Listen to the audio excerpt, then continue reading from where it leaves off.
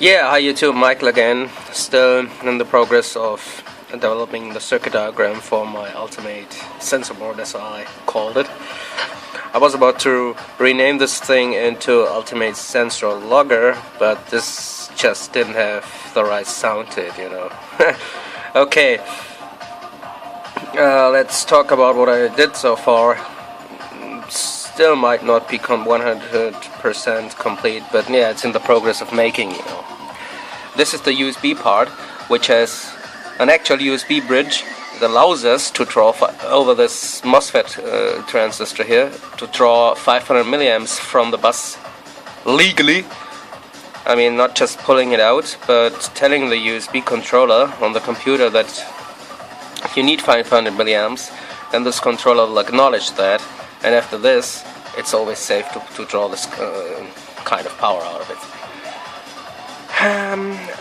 And while we are in the progress of talking about power, now most of the system, I mean, up to now, all of that system is based on 3.3 volts, and that brings us to the power part. It takes me so long because I have to draw certain things myself, like this switch regulator here. I just didn't find a library, and then I'm planning an SD card interface, and I'll probably have to draw the footprint for this as well. I mean, why can't they do some sort of a standardized footprint or something, and every one of those models has a different footprint? That's so crummy. Okay, this is a DC switch up regulator, a very cute and tiny one. And I used a Zener diode to bring the voltage down to about 2.3 or 2.7 volts, and the coil is needed, of course, for the power transformation. And then here I have an anti-ripple phase, so to speak. I thought a long time about which power regulator to use, and I came to this one first, of course, because I have it here. Secondly, you can draw 1 amp from it, and it's really it's tiny.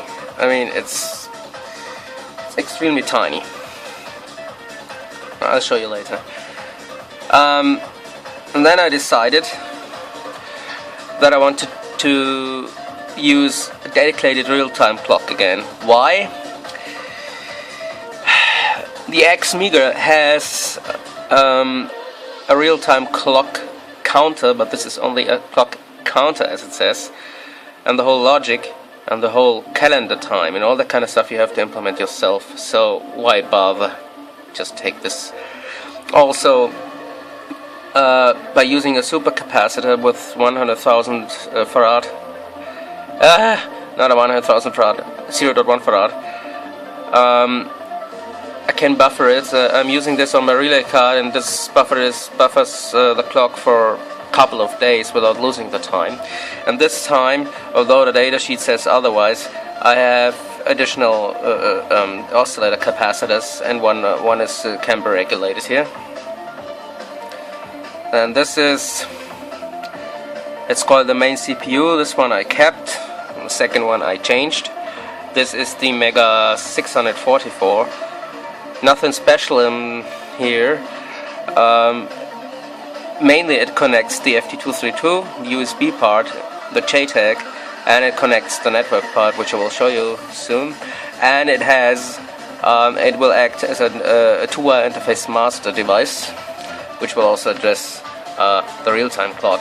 And this is the network part, the physical network interface.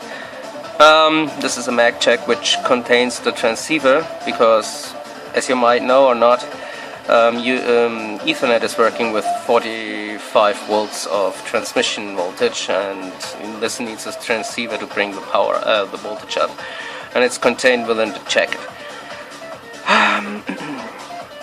And this is an ENC 28J60. It has its quirks, but in the last project I think it did good enough to use again. Once you get it running reliably, I say why not. And it is controlled over an SPI interface. Yes, That's mainly what you need to know. Now comes the second part of this, which isn't finished yet. And also not finished SD card connection interface. And here, as the second controller, I used the Xmega 128A1, which is a rather large controller. I hope I'll get the layout done. It's a very large and fine 100 pin controller. Problem with 32 was the following. First, it takes up a lot of program space to implement an SD card interface. I compiled because you need not only the driver for the SD card physical interface, but which is SPI by the way, but you also need a file system driver to access the files contained on the card and to write it and to modify it, and this takes up a lot of code in your controller. It takes around 30 kilobytes, and if I press this into a 32 kilobyte controller, it's full by the SD card code alone, so naturally I need a larger controller. Also, I need a separate interface to communicate with the main CPU over the 2-wire interface, because the 32 had only one, because it's not possible for the device to act as a slave and a master at the same time. So you need two separate TVI interfaces, and I want even more interfaces. And as you can see, almost here on all of those ports, there's numerous interfaces which is, can lead out to connect my sensors. This is what the bus line is for, but there's no real connections so far, because this is the part of the schematic I still have to do. And after that, that's around how it should look like. It's quite part intensive. Let's create a board. This is the amount of parts so far which I have to route. This is one Eurocard interface. Eurocard is 160 by 100 millimeters, which is 3.9 by 2.9 inches or something like that. But you see all those parts already contained here. This is the larger controller, the 121. This is the smaller controller. This is the network bridge, and this is the power regulator here. As you can see, it's quite small. No, this is not. This is the MOSFET. Where's the power? Here. This is a very tiny 0805 capacitor, and this is the power switch regulator that can draw you 1 amp. So you see that's really small and handy, and this is why I want to use it. These clumsy large linear controllers.